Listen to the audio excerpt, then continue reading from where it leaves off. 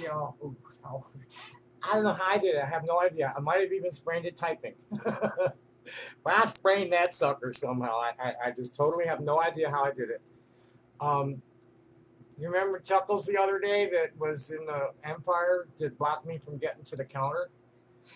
Turns out his name is Kevin, and he works for the store.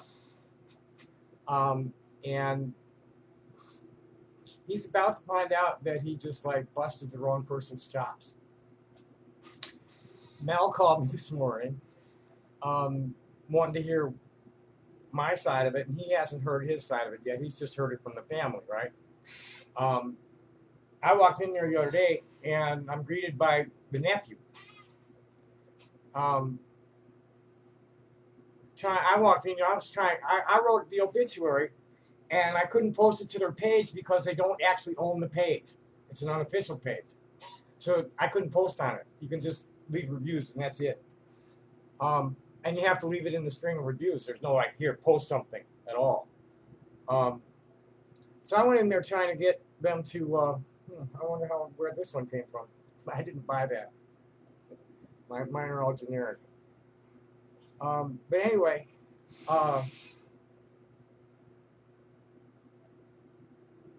boy, I just totally. We're talking about Kevin. Oh yeah.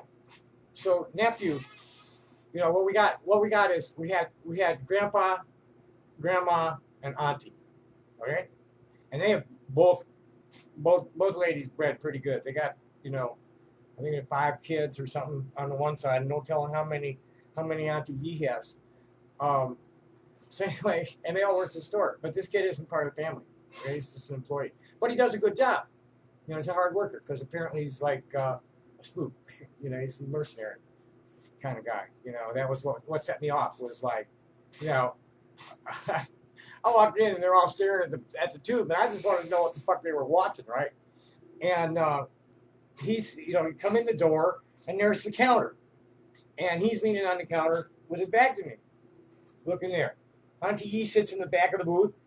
Grandma sits in the front of the cash register, and they're all three like totally like this on the tube when I walked in. And I just asked, you know, what is it? And he says, well, we're watching you in the mirror. I'm like, whoa, wait a minute. This ain't that kind of store, first of all. And he wouldn't let me pass him. He kept escalating. And just in the course of it, you know, my time to come, you know, he just totally lit my lamps. Boy, it was like ready I was ready to launch on him. I mean, that's where we were. And it's only because I was in front of Mrs. Lee that he didn't get launched on. Because I would have, when I launch on somebody, I make sure that I do something like a little bit that makes them attack me. That's how I launch. I don't go for it. You know, it's like I'm just gonna piss you off enough to attack me. Is how I launch. And I wouldn't do it in there. If it had been next door, he would have been on the floor and been carried out by the bouncers. I probably wouldn't have been the one to carry him out to put him on the floor either. The bouncers probably would have. Because as soon as I raise my voice at a place like that, it's like, bam, surrounded. The big thing I'm addicted. What I'm afraid of is doing shit like this to my hands. I'd rather dance, you know.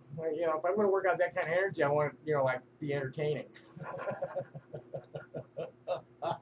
Yes, that cracked me up. Anyway, so kids tell me I can't even be in there right now. That I can only talk to Mel, and Mel's not there. So okay, fine.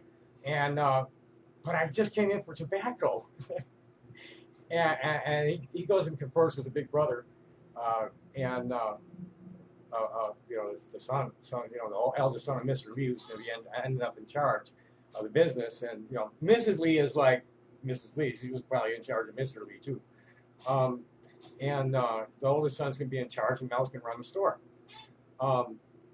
So kid goes to the older brother, and the older brother says, yeah, okay.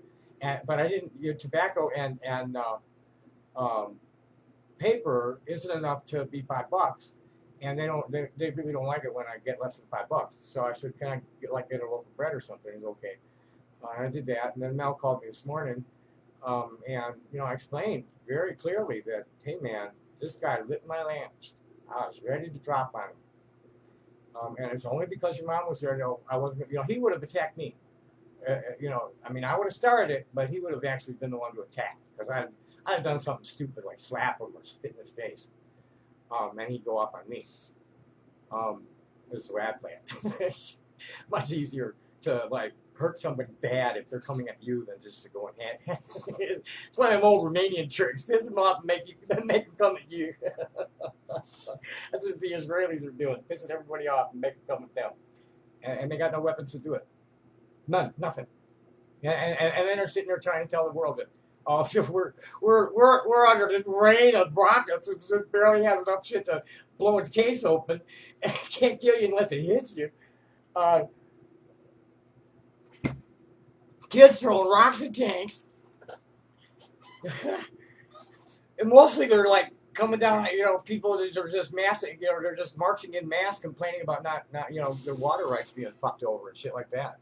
Their rite of passage. A lot of people that live too far inland never see the sea.